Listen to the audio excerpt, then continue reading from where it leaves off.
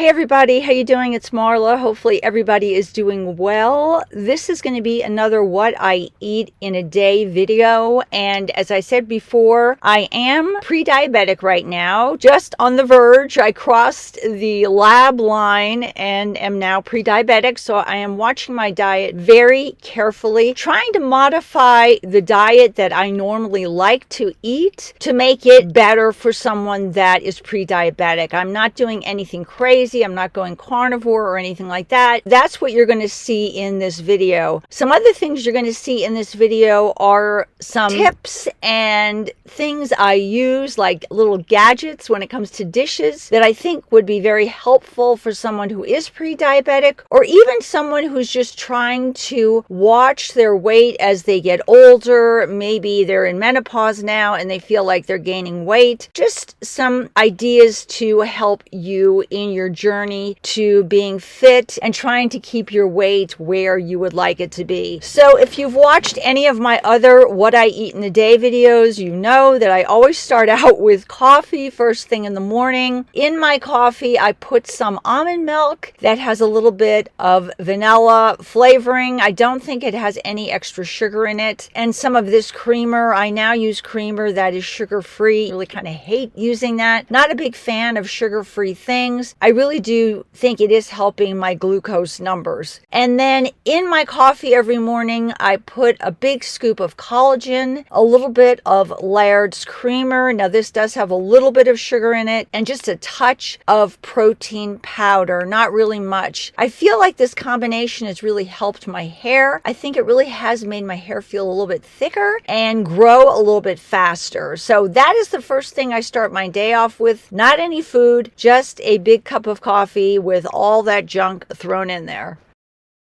Okay, for breakfast this morning, I'm going to actually have only 2 of these eggs. The other egg is going to be split between my dogs. I love soft-boiled eggs, and I think these eggs, they have another name. I think they're called jammy eggs. Am I wrong about that? I don't know. But I've gotten addicted to these because they are so easy to make in my air fryer. I just put room temperature eggs into the air fryer. I set the temperature to 275. For me, I like them not too runny, so I cook them for about 11 minutes, but I think if you'd like them a little bit softer, maybe 9 or 10 minutes. And this is just the easiest way to make soft-boiled eggs. I love doing this with the air fryer.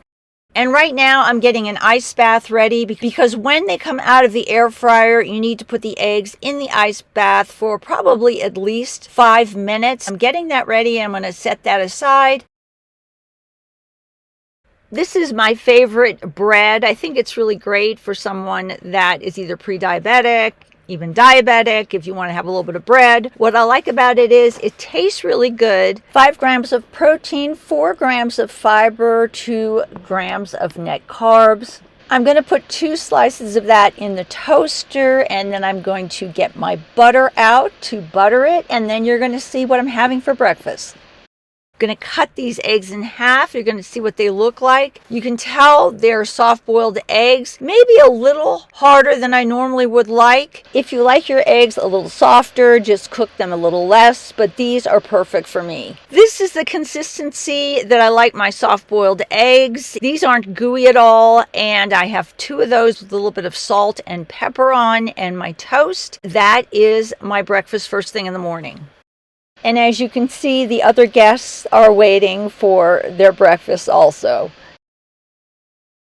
I picked up something that has made my life so much easier, and I wanted to share it with you. I think you pronounce the company's name Uba, U-B-A. And they make these great dishes that are microwave safe, they're dishwasher safe, and they're made out of a really nice quality of porcelain. They also offer a lot of different healthy eating guides and things like that on their website. But what I like about these dishes is, look, they have these measurements actually marked inside the bowl. Makes my life so much easier as someone that's either pre-diabetic or someone watching their weight. You don't need to use a measuring cup and and get that dirty. All you have to do is put it in your bowl and you can measure out exactly. For example, if I'm having cereal in the morning, which I normally have, I just pour the cereal directly into the bowl and I can measure it that way super fast and easy. And I can see exactly how much cereal I'm eating. This is really such a great idea. You can use this bowl to measure out soup or veggies or yogurt or anything you would normally measure with a measuring cup. These dishes are so nice. I'm going to buy some more because the quality of them is so good. I just like how they help me out in making my life so much easier when it comes to measuring things and also with cleanup. I don't have as many things to have to worry about cleaning up. The other thing I got besides this bowl is this wonderful plate. This plate is really cool. It has these dividers in it and they're supposed to be for your different food groups. For example, your proteins go on the top left, which is a little bit smaller than the grains, which are on the right, and then the big area, which are my vegetables. Now, if you're not somebody that, eats in these different food groups, maybe you could figure out a different way to use this, but the plate is super attractive. It makes kind of eating enjoyable, but it also divides things up, showing me kind of exactly what my portion size should be. And I like the fact that they have these dividers. These would even be great for kids that don't like, how they don't like the gravy going in with their veggies and getting everything all mixed up. Keeps everything separate and nice looking, makes eating a little bit more appealing to me. These dishes are beautiful. They're very high quality. These plates are great at making sure you're getting well-balanced meals and with portion control. I'll show you how I use this plate for dinner later in the video, but if you are interested in checking out these plates, I will leave a link for them down in my description box. I saw this great recipe online for delicate squash, which I absolutely love. I decided to make this with some other things for my lunch. Delicate squash is absolutely delicious. It tastes a little bit like sweet potatoes. And what I'm doing is I'm going to clean this out, cut it into slices, put a little bit of olive oil on it, a touch of salt, and then just a little bit of cinnamon. And then I'm going to bake it. And this is a great veggie to eat. It's high in fiber, really good for people that want to decrease their risk of obesity and diabetes and heart disease. It has a ton of potassium. Super healthy. I think 1 cup of this will give you 500 milligrams of minerals that can help control your blood sugar. It is good for people that have diabetes or who are watching their weight. Even though they're technically classified as fruits, they are considered a starchy veggie. So they can replace some other vegetable like sweet potatoes that you might normally eat. Really a great variety of winter squash. Don't have to peel it. The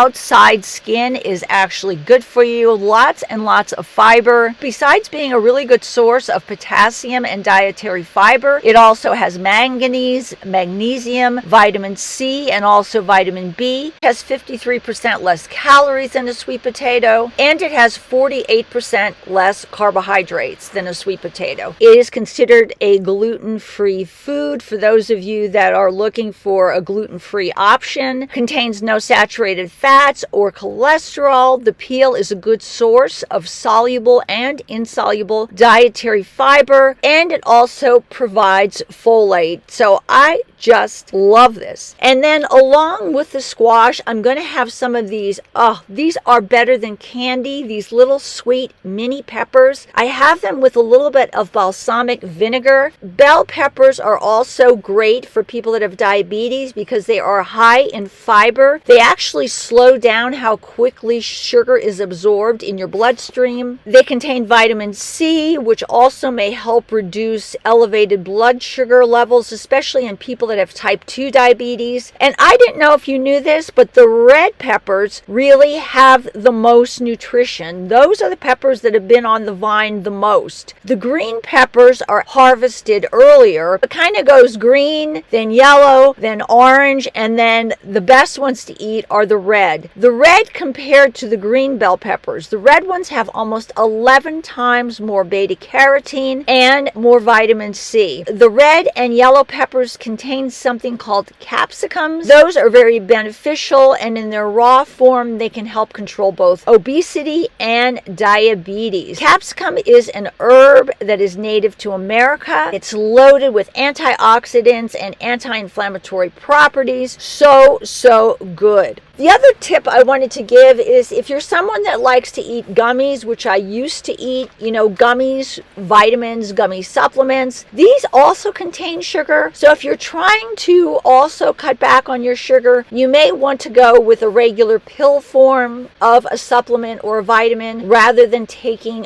gummies, because every little bit counts. Gummies contain both carbohydrates and sugar. You may want to cut these out of your diet and just go with regular capsules or tablets.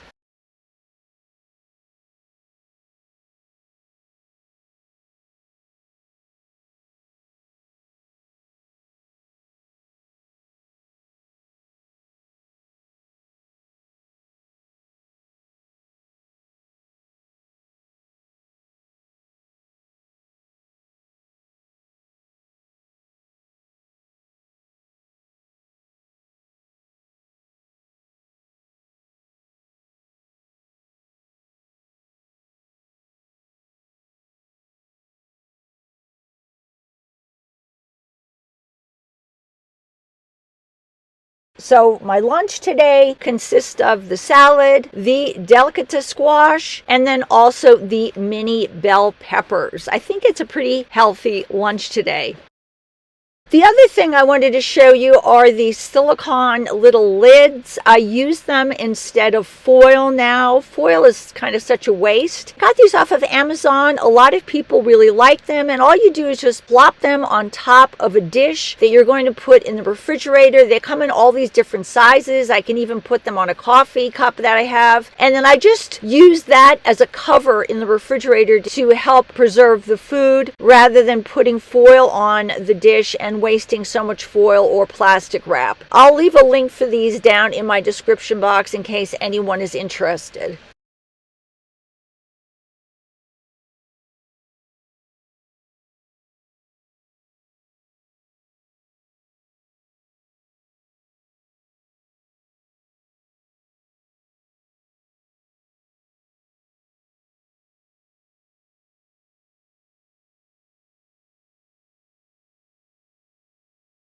For my dinner, I'm going to get some rice started. I love using my Instant Pot to make rice. As a matter of fact, I probably use my Instant Pot for rice more than any other thing that I make. Love that.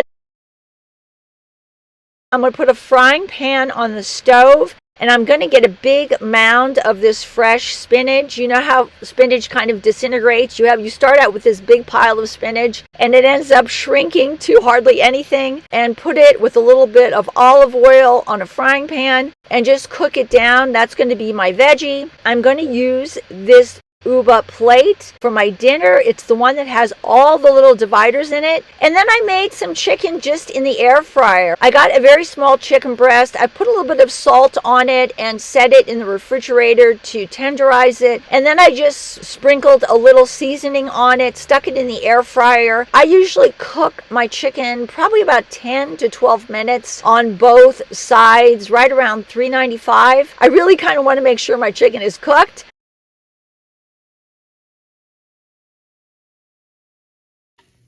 And you can see I have put my rice in with a little dollop of butter, have a big pile of spinach. Look how big that spinach pile is. And then I'm going to put my chicken in the little protein spot. And look how beautiful this dish makes the food look. It is so super appealing. Kind of really keeps everything neat. Everything is kept separate. I love these plates. And then right before, kind of right around 7 o'clock, I got a little small piece of a banana, had that for dessert, and that was my day. So that is what I ate today. Thanks for watching, guys. Take care. Bye-bye from Marla.